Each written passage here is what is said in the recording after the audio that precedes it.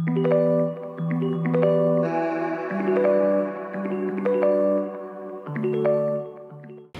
Morning everyone, 21st of May 2024 আর মোটামুটি সকাল 9:20 থেকে ব্লগ স্টার্ট করছি। আজকে অনেক সকাল সকাল পার্লার চলেছে আর আজকে পার্লারটা আমাকে ওপেন করতে হয় কারণ তনুশ্রীর শরীরটা একটু খারাপ।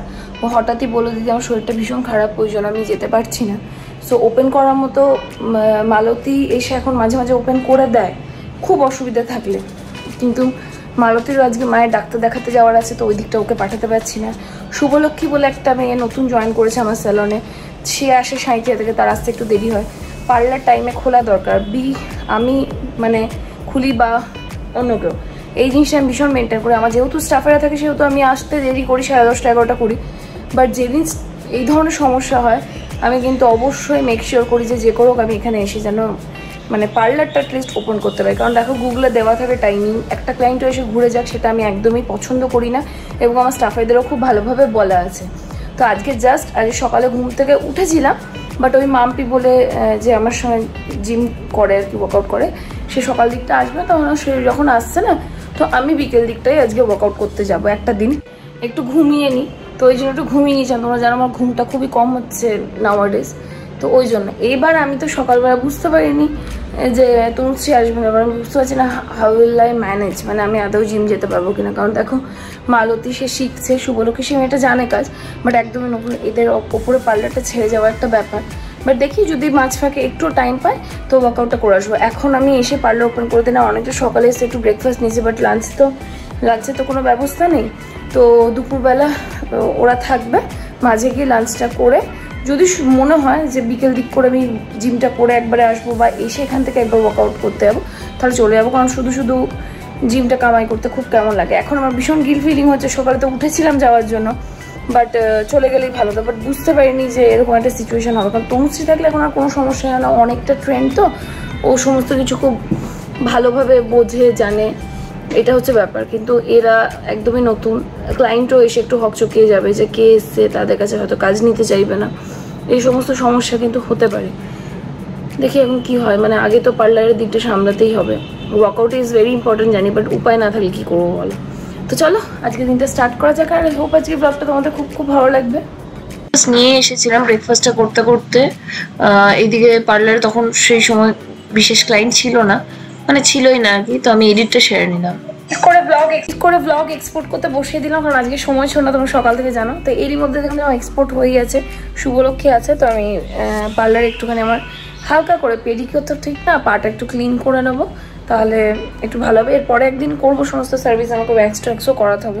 বাট আজকে যেহেতু টাইম আছে, এখন ক্লায়েন্টও নেই, সেহেতু করবো আর কি।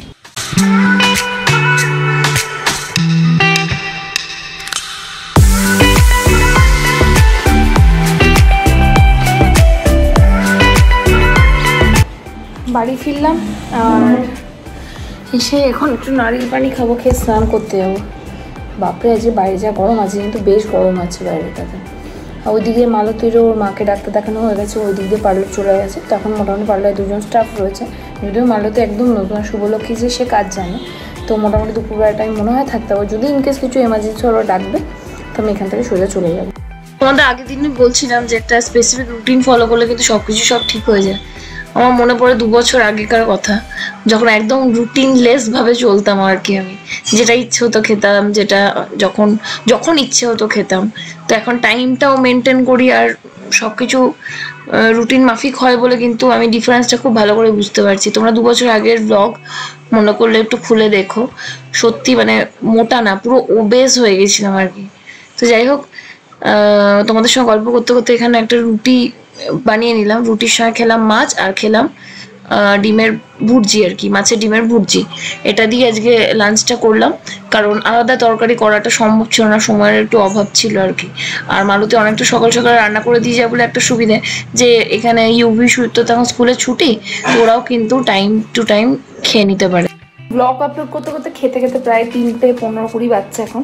তো একটু যেহেতু সময় পেয়েছি আর ওদিকে বলে একটুখানি ফাঁকাই আছে, সেহেতু একটুখানি শুয়ে নেবো, দিয়ে চেষ্টা করছি একবার জিমটা দিয়ে যেতে পারি বিকেল দিকটায় খানিকক্ষণের জন্য।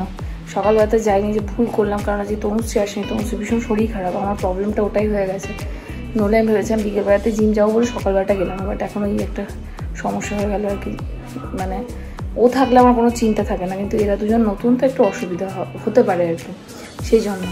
তো সেই জন্য দেখি যদি সুযোগ পাই তাহলে একবার গিয়ে ঘুরে আসবো।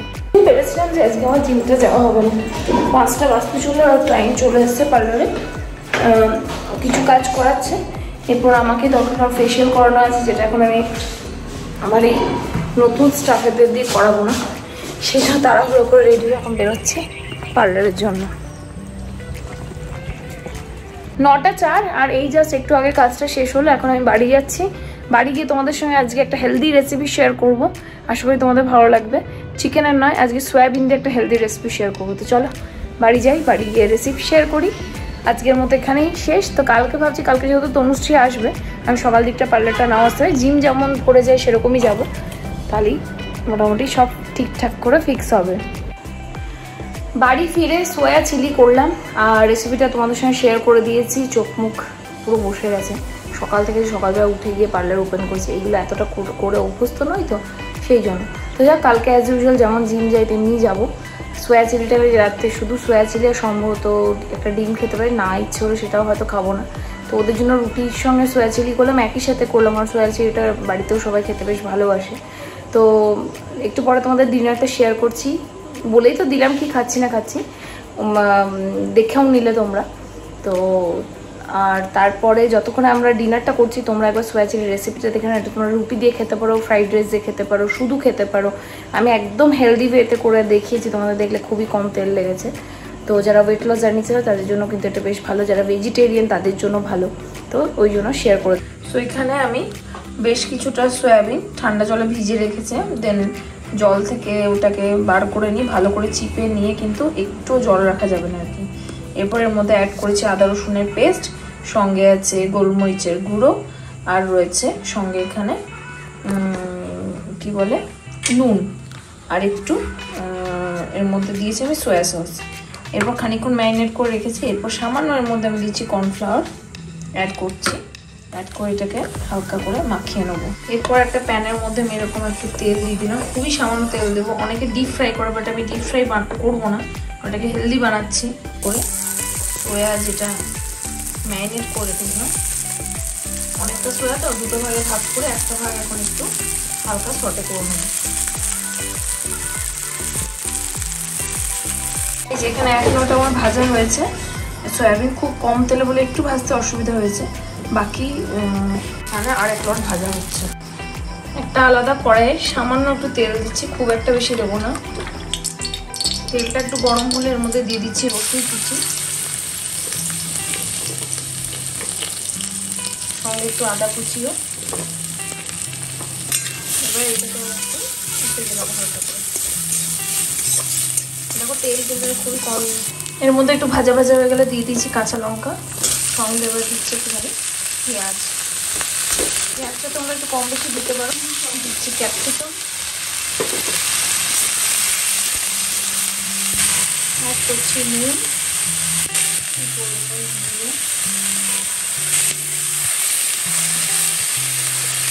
Red chilli powder, red chilli sauce, soya sauce. এরপরে আমি অ্যাড করছি এর মধ্যে ভেজে রাখা সয়াবিনগুলো। এবার এটাকে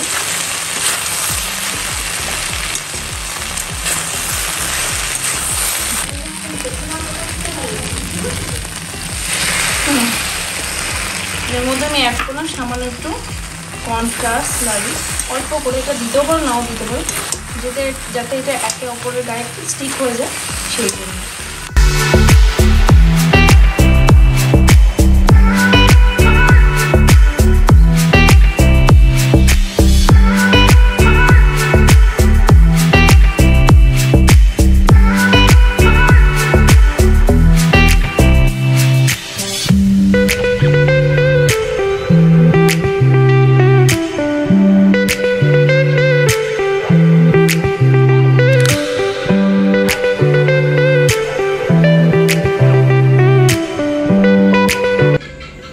যতই তাড়াতাড়ি শেষ করি, শুতে শুতে সেই লেট হবেই। 12টা 44 আর এখন শুতে চললাম। কয়েকদিন রুটিনটা একটু রপ্ত হতে সময় লাগবে, বাট এখন অনেকটাই ভালো হয়েছে, যেহেতু দুপুরে একটুখানি শোয়ার টাইম পাই মাঝে মধ্যে। আজকেও একটু শুয়েছিলাম, সেই জন্য এখন অনেকটা ফ্রেশ লাগছে। তো যাই হোক, এখন তাড়াতাড়ি শুয়ে পড়বো। এখন শুচ্ছি, ধরো শুতে শুতেও মানে তারপর ঘুমোতে ঘুমোতেও প্রায় 1:30 বাজবে। তারপর সকালে উঠে জিম, আজকে তো যাইনি জিম, বিকেলে যাওয়া হয়েছিল, বাট সেটাও হলো না কাজের প্রেশারের জন্য। তো যাই হোক, আজকে ব্লগটা খুব ছোটোর মধ্যেই। চিলি সয়ার রেসিপিটা কেমন লেগেছে অবশ্যই আমাকে নিচে কমেন্টসে জানাও। প্লিজ একটু কমেন্টস করো মাঝে মধ্যে, তাহলে একটু ভালো লাগে। এই আর কি, রেসিপিসগুলো দিতে ভালো লাগে, মোটিভেশন পাওয়া যায়। তো মানে কমেন্টস করো। আর এরই সাথে ব্লগটা এখানে এন্ড করছি। ব্লগ থেকে যদি কিছু ভালো লেগে থাকে প্লিজ মেক শিওর প্লিজ চ্যানেলটাকে সাবস্ক্রাইব করে দিও, ভিডিওটাকে লাইক করো, শেয়ার করো অ্যাজ মেনি অ্যাজ পসিবল নিজের ফ্রেন্ডস নিজের ফ্যামিলির সঙ্গে। দেখা হচ্ছে একটা নিউ ব্লগের সাথে। Till then tata bye, take care guys. সবাই খুব খুব খুব ভালো থেকো।